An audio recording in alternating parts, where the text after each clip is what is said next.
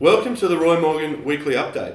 My name is Julian McCrann and I'm the manager of the Roy Morgan poll, stepping in today for Roy Morgan CEO Michelle Levine, who is unavailable. Michelle will be back to present the Roy Morgan Weekly Update in the new year as we gear up for a federal election in the next few months. This week, the coalition maintained its two-party preferred lead, with the ALP on 52%, unchanged from a week ago, clearly ahead of the ALP on 48% as we head into the Christmas break. If a federal election were held now, the result would likely be a coalition government with a slim majority. Despite no change on a two-party preferred basis, the coalition did gain on its primary vote, up 3% to 41%, and that's the highest it's been since the last election. All other parties lost support. ALP support was down 0.5% to 27.5%, Greens support was down 0.5% to 12.5%, and support for One Nation dipped 1.5% to 5%.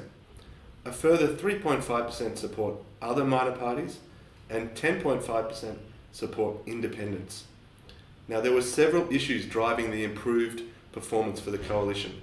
During the last week, the debate over the torching of a Melbourne synagogue dominated media headlines, and many accused Prime Minister Anthony Albanese of being slow to respond and slow to criticise the attack, whereas the coalition was on the front foot early and calling out the horrendous act.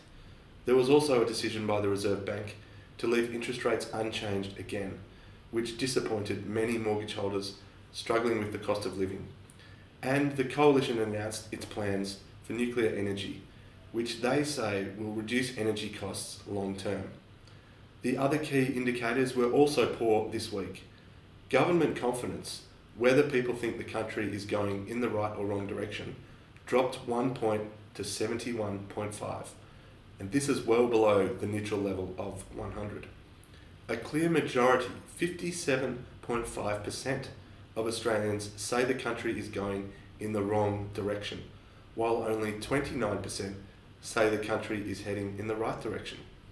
Consumer confidence was also down this week, following the Black Friday sales period and the Reserve Bank's decision to leave interest rates unchanged. ANZ Roy Morgan consumer confidence dropped 1.6 points to 83.9. This week's decline was driven by weakness in relation to buying household items following the end of the Black Friday sales period.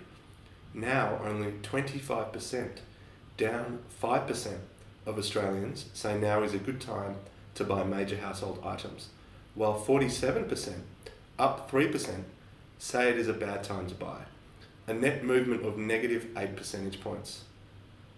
Inflation expectations continued to bounce around and this week increased 0.3% to 4.8%.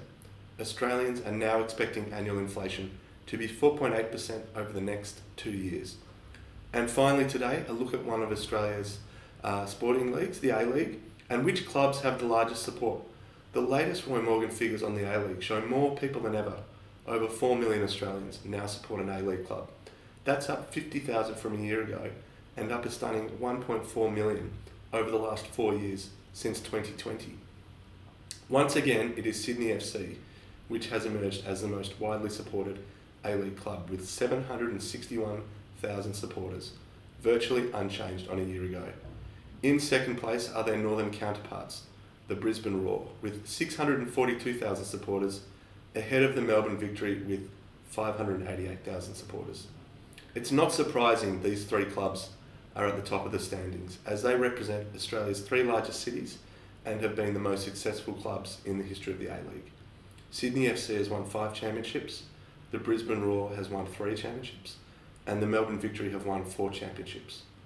The current back-to-back A-League men champions, the Central Coast Mariners, increased their support by 18,000, plus 10.3% in the last year to 192,000, and they have more than doubled their support since the low of 2020, when they had only 84,000 supporters. The Mariners won back-to-back championships in the last 2 years, in 2023 and 2024. For more information on how many supporters your club has, head over to the Roy Morgan website. And that's a wrap for this year. Thanks for viewing Roy Morgan's latest results each week throughout the year. And from all the team here, including Executive Chairman Gary Morgan, Roy Morgan CEO Michelle Levine and the whole team, we'd like to wish you all a Merry Christmas, Happy Holidays, and a wonderful New Year. Thank you.